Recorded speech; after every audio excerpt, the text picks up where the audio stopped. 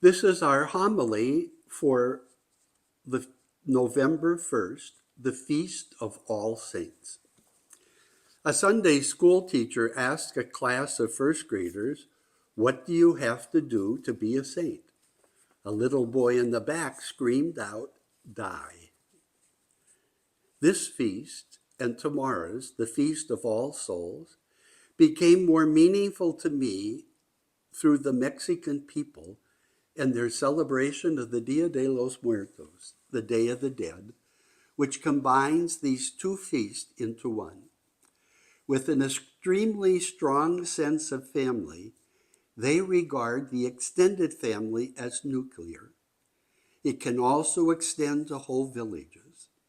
In fact, their ancestors held a similar celebration at the beginning of summer, long before the Spanish arrived, and moved it to coincide with the Catholic Church celebration of these feasts.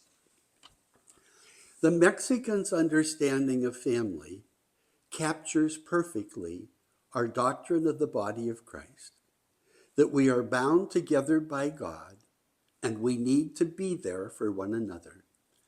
On All Saints' Day today, we ask those who are in a better position than us, those who are in heaven with Jesus, to intercede for us. Tomorrow, on All Souls' Day, we intercede for those who might be in a position to need our help. We help and we are helped, depending on need. And just who are the saints?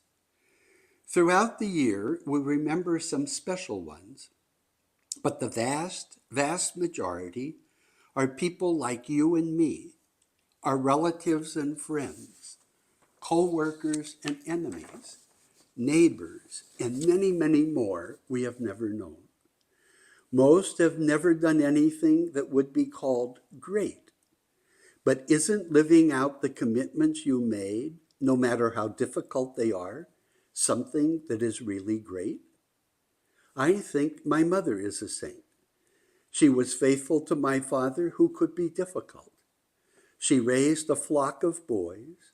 She took care of an invalid mother and still found time to practice her faith, both by attending church and taking communion to the homebound. We can all name people whom we believe are saints. We become saints by living our lives according to the Beatitudes that we heard in the gospel. In one sense, it doesn't matter what we do, it's how we live these Beatitudes. So I invite us to reflect today. Think of one person you have known who you believe is a saint. Sit quietly and reflect on why you chose that person. What did she or he do that they live in the way they lived that attracted you to pick that person? How did they manifest the Beatitudes in their life, in their actions? What can you learn from that? Presume you have died and someone is reflecting on you and your life. Would they see someone living the Beatitudes? How can you do better? And let us support each other in prayer as we struggle to live the Beatitudes and become saints. God bless.